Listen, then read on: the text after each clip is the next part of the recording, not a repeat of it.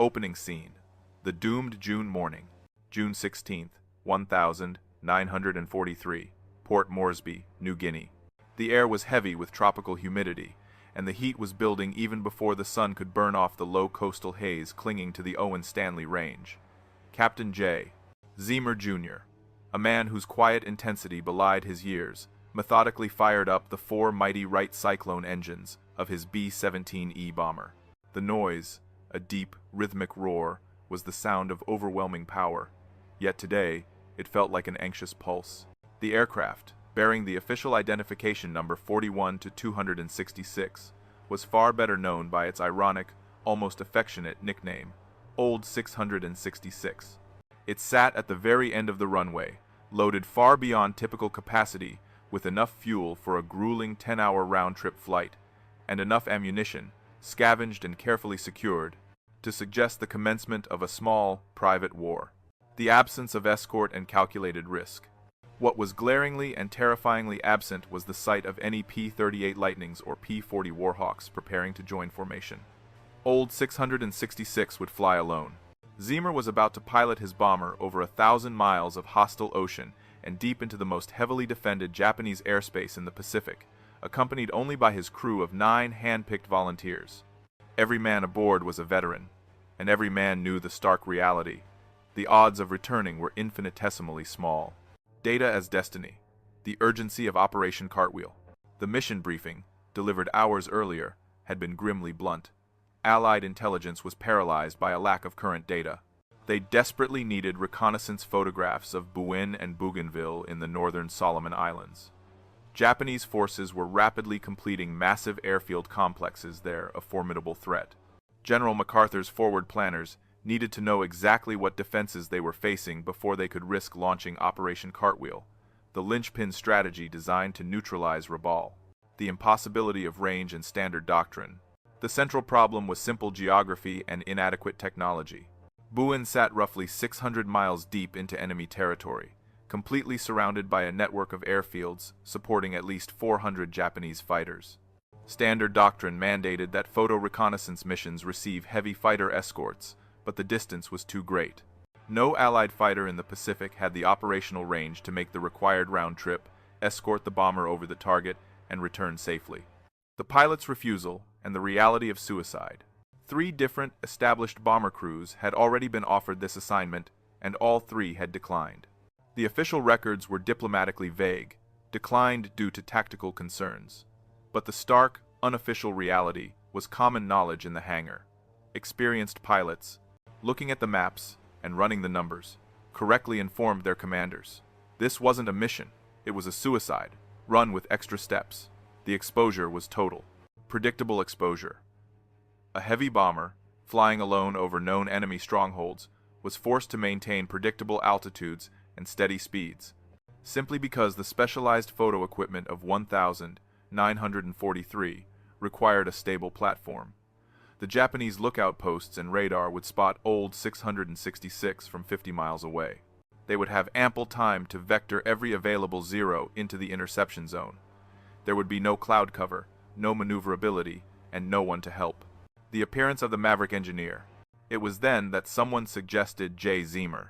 He wasn't necessarily the pilot with the most decoration or the smoothest record, but Zeamer carried a unique reputation for volunteering for the missions nobody else wanted, and despite all predictions, somehow always bringing his plane and crew back alive.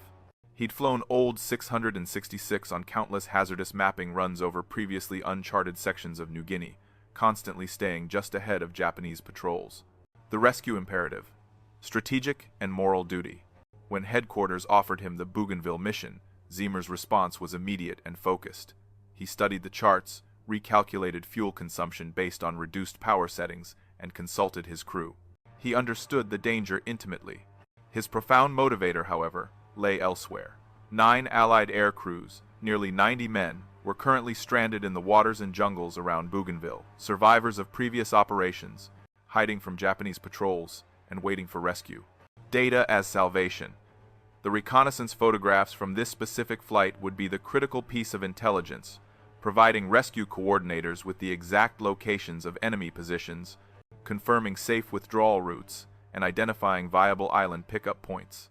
Those photographs could mean the difference between immediate life and certain death for nearly 100 men. The cargo in his bomb bay was not destruction, it was salvation. The takeoff and the silent vow.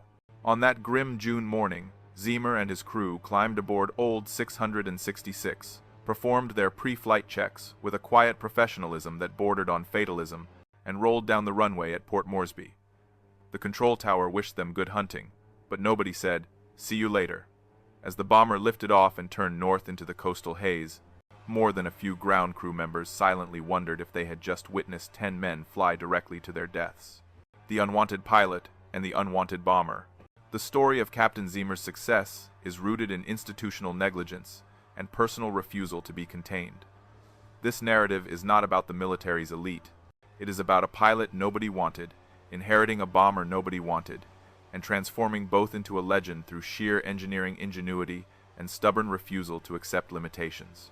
The MIT engineer's frustration. Zeamer, an MIT engineering graduate, arrived in the Pacific in 1942. His excellent flying skills were matched only by his terrible assignment, backup pilot a spare who flew mundane cargo runs. This was deeply humiliating for a man driven to combat. The rebellion against protocol. Zeamer's problem, in the eyes of his rigid superiors, was his intelligence and independence. He questioned outdated tactics. He openly suggested aircraft modifications that ground crews had not requested. He spent his time studying complex Japanese fighter tactics rather than conforming. This made him a troublemaker. The final institutional judgment was damning. Lieutenant Zeamer, while competent, showed insufficient deference to established protocols. Military language for this pilot thinks he's smarter than his commanding officers. The wreckage and the vision. Then, the badly damaged Old 666 arrived. Shot up and barely salvageable, it was towed to the far end of the airfield, marked for eventual scrapping. For most, it was invisible wreckage. For Zeamer, it was a profound opportunity. The bargain and the misfit crew. He proposed a radical bargain to his commanding officer. "Let me fix it and let me keep it. I'll form my own crew, run our own missions, and stay completely out of everyone's way." The skeptical permission was granted. Sure, whatever. Zeamer immediately recruited his crew, Joe Sarnosky, a brilliant bombardier and fellow outsider, and other gunners and operators who were all united by the shared experience of being overlooked. Creative engineering beyond regulation. Zeamer and his misfit crew rebuilt Old 666 from the frame out, turning it into a fortress that Boeing engineers never conceived. Armament upgrade. Standard B-17E carried 13, 50 calories guns. Zeamer added 6 more, total 19. Scavenging weapons and installing them in custom mounts to ensure interlocking fields of fire with no blind spots. Ventral defense. He installed guns firing straight down through the fuselage floor, eliminating the highly vulnerable belly area, a favorite attack point for Japanese Zeros. Armor and ammunition. He added extra armor plating to the nose section, technically against safety regulations and weight limits. He modified the bomb bay to carry maximum defensive ammunition instead of bombs, prioritizing defense over offense for reconnaissance. The tactical anomaly. Maintenance crews viewed him as obsessed. Other pilots mocked him, calling the heavily armed bomber the flying porcupine. But when Old 666 rolled back onto the active flight line in May 1943, it was a tactical anomaly. It was heavier and slower, but in a fight, it could output double the standard defensive firepower. Advantage from defiance. Zeamer had channeled his MIT engineering training and institutional frustration into a tangible tactical advantage. His crew had flown enough missions to prove they were reliable. The final call. When headquarters faced the grim necessity of sending someone on the impossible mission, they bypassed the regulation-following pilots and chose the defiant engineer and his unique Frankenstein Fortress. Deep penetration and meticulous calculation. The flight into the heart of the Japanese-held Solomons took nearly 4 grueling hours. For most of the initial journey, a tense, unnatural quiet dominated the interior of Old 666. Zeamer, the engineer-pilot, was focused on meticulous conservation. He kept the engines throttled back, nursing every drop of fuel, understanding that their margin for error on the return trip was razor-thin. They flew at a steady 25,000 feet, high enough to minimize interception by patrol boats and anti-aircraft fire, yet low enough to manage the crew's oxygen needs without constant adjustment. Crew coordination and preparation. The cohesion of the misfit crew became their temporary shield. Navigator Ruby Johnston worked his charts, meticulously calling out slight course corrections based on astronomical readings and drift, constantly ensuring they were on the exact vector. Radio operator Forrest Dillman maintained absolute radio silence but continuously monitored enemy frequencies, listening for any telltale spike in chatter that would signify Japanese radar had successfully located their position.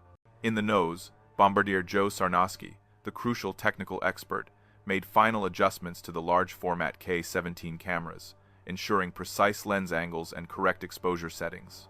The atmosphere wasn't panic. It was the controlled, internalized pressure of highly trained professionals confronting a near-certain death trap. The moment of exposure. At approximately 0900 hours, they reached the objective. Zeamer dropped the bomber to 20,000 feet and leveled out. The photopass began. This was the period of extreme vulnerability. For the intelligence photographs to be usable, sharp, clear, and geometrically accurate, old 666 had to fly with unwavering stability, maintaining exact altitude and speed. No evasive maneuvers, no deviation allowed. They had to hold steady while the cameras continuously captured image after image of the airfields, gun emplacements, and supply depots below. The alarm is raised. They were 3 minutes into the critical 6-minute run when waist gunner William Vaughn shattered the tense silence. Black dots were climbing fast and aggressively from the direction of Kahili Airfield. Vaughn keyed his intercom, his voice tight but controlled. Fighters 5 high. Looks like zeros, skipper. I count at least 15. Maybe 20. The controlled tension vanished, replaced by sharp, immediate danger. The do-or-die decision. Zeamer's response remained eerily calm, a cold core in the escalating crisis. How long until they reach us, Ruby? Johnston, running quick mental math based on the Zeros' climb rate, replied, 3 minutes, maybe 4. Zeamer faced the ultimate military and moral dilemma. Break off now, run for home, and deliver incomplete data, or hold the course, finish the photographic run, and face the overwhelming enemy force head-on. Zeamer never entertained the thought of failure. The moral weight of the 87 stranded airmen was their final command. All guns, get ready, we're finishing this run. The unavoidable collision. The gunners scrambled, chambering rounds and scanning the sky. The black dots grew larger rapidly, resolving into the distinctive, deadly silhouettes of Mitsubishi. A 6M0's pilots trained for dominance and operating over their home territory. Intelligence suggested the Japanese had over 400 fighters in the northern Solomons. They were clearly sending a substantial intercept force to welcome the lone American bomber. The unprecedented defense. The first Zero attacked at 9-7. Tail gunner Herbert Pugh returned fire instantly, his twin, 50 calibers, hammering out rounds at 800 rounds per minute.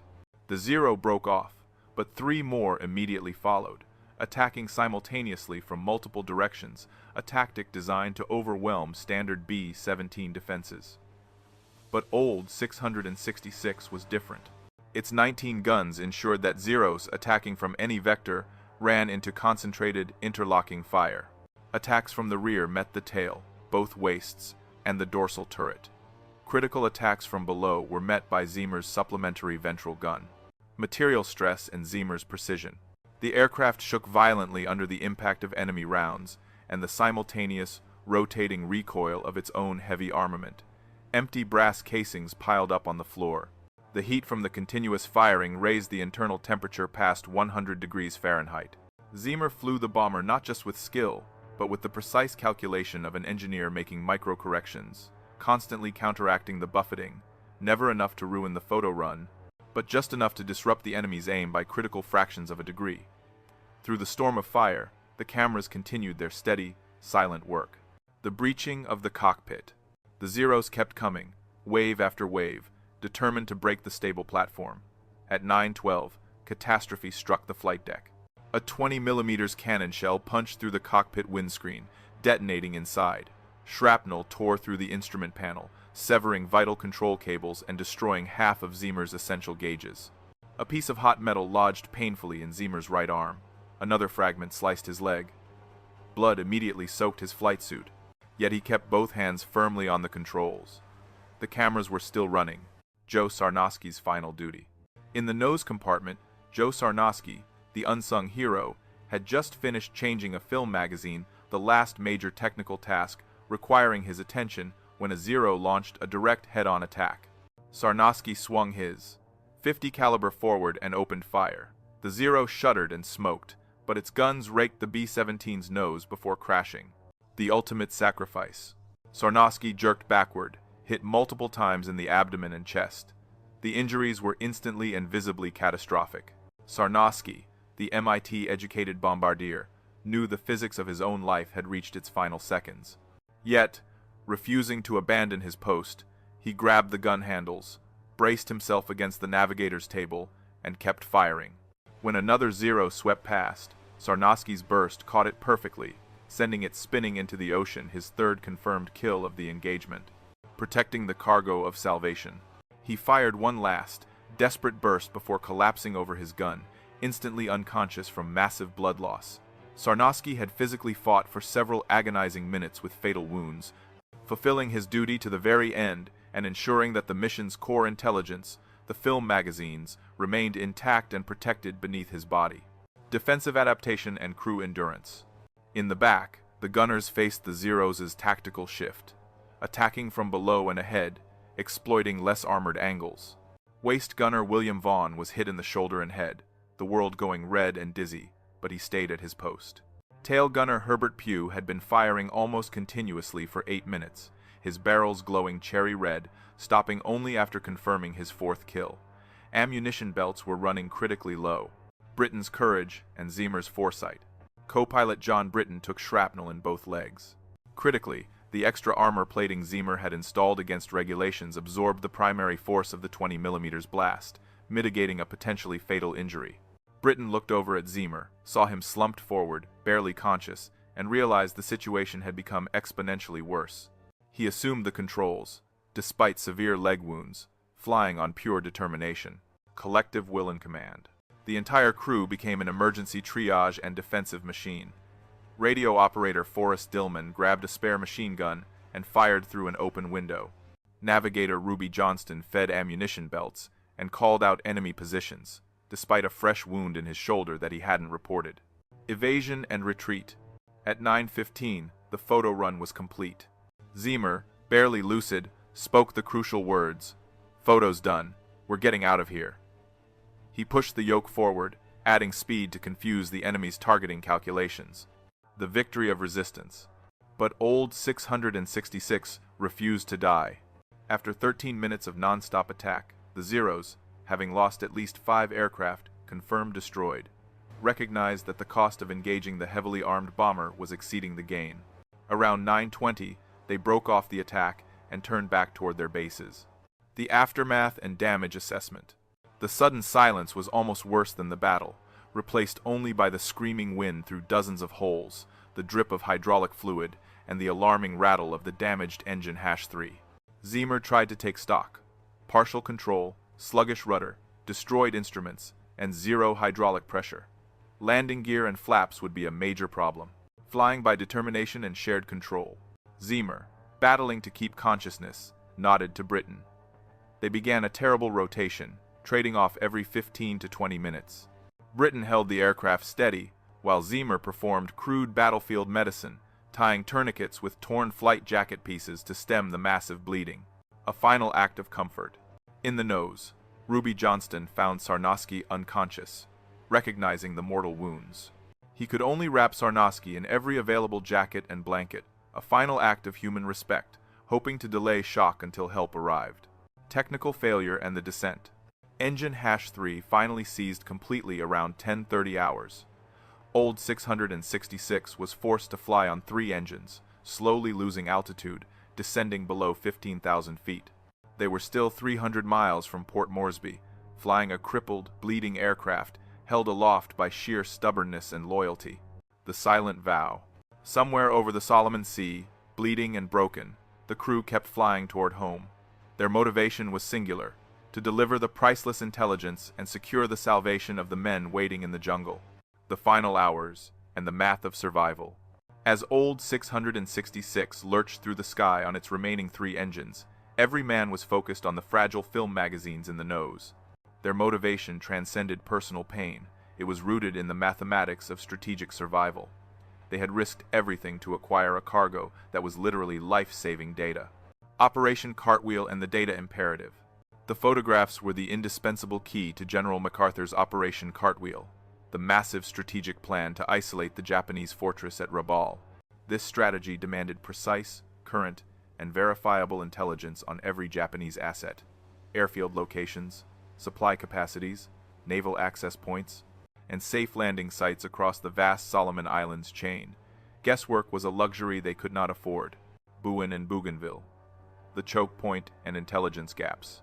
The area Zeamer photographed was strategically vital, sitting directly across the Japanese supply route leading from Rabaul. Allied planners were paralyzed without exact coordinates, runway dimensions, anti-aircraft gun types and arcs, and fuel storage locations data that only these high-resolution aerial photographs could provide. The mission was crucial to fill a massive intelligence void. The immediate rescue mission, 87 lives. The most immediate and profound impact was the humanitarian crisis. 9 downed Allied air crews, nearly 90 men, were scattered and hiding around Bougainville. The Navy needed to know precisely where it was safe to deploy rescue submarines and PBY Catalina flying boats. Zeamer's images were a survival map, detailing Japanese patrol paths and identifying remote, unmonitored beaches suitable for clandestine pickup operations. Instantaneous intelligence analysis. The intelligence effort was monumental. Old 666 touchdown, and the film was rushed immediately for development. The resulting photo quality was extraordinary. Analysts could count individual aircraft at Kahili, trace construction progress on new revetments, chart coastal gun positions, and map patrol boat anchorages.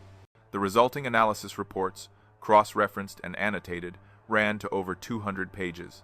Morale as a combat multiplier. Beyond the quantifiable strategic value, the mission had a profound impact on morale. By risking a crew to obtain rescue intelligence, the military reinforced a powerful message to every airman facing 30–40% casualty rates. We do not abandon our people.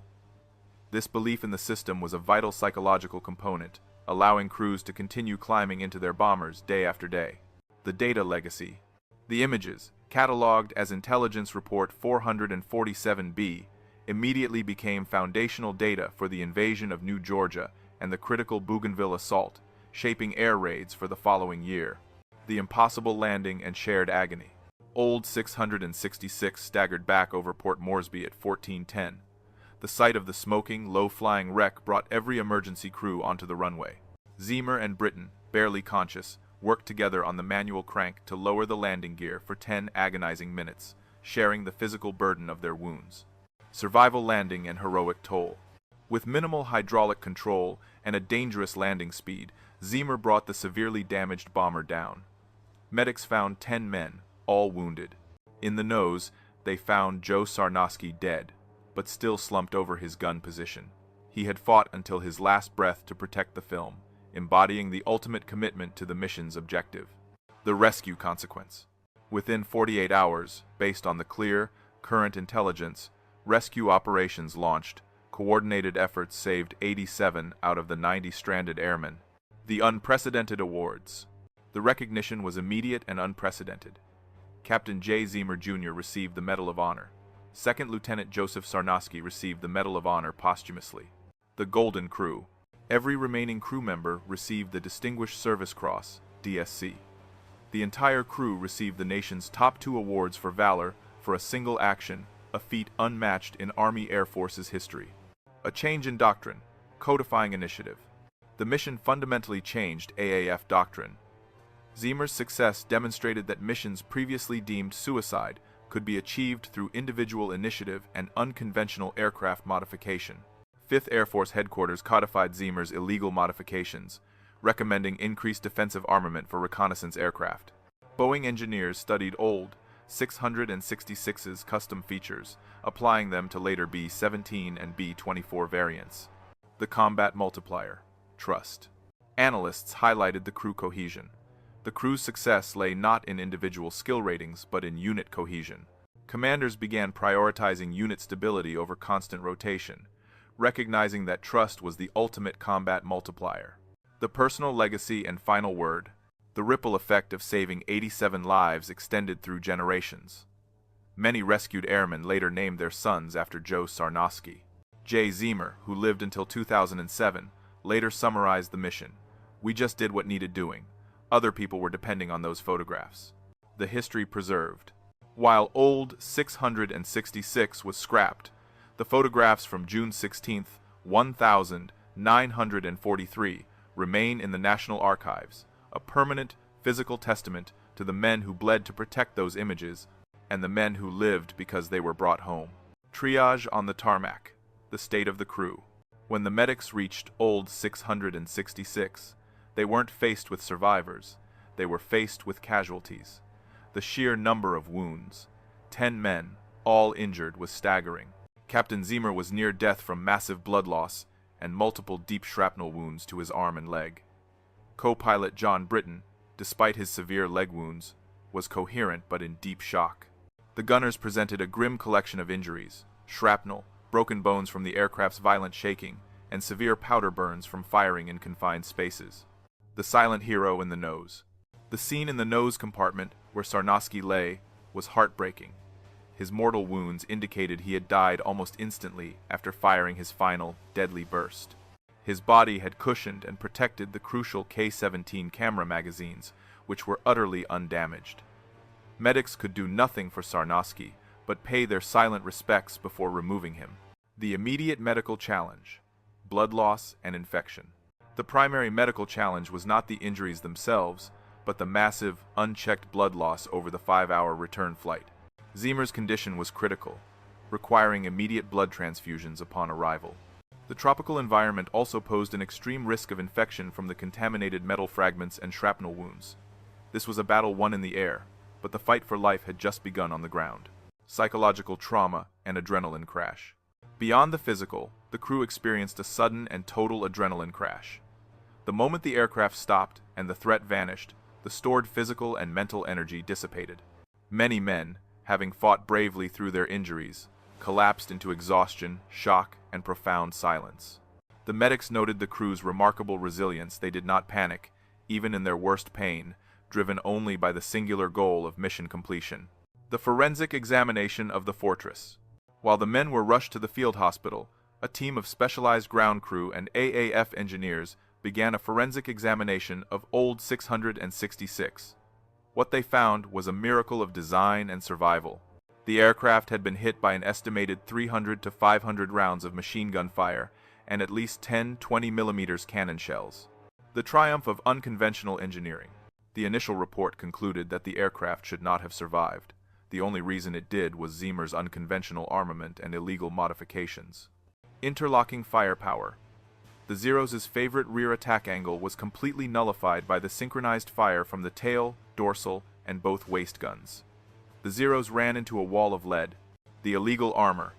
The added armor plating in the cockpit, which Zeamer had scavenged and installed, proved life-saving for both Zeamer and Britton, absorbing the 20mm blast that otherwise would have been fatal.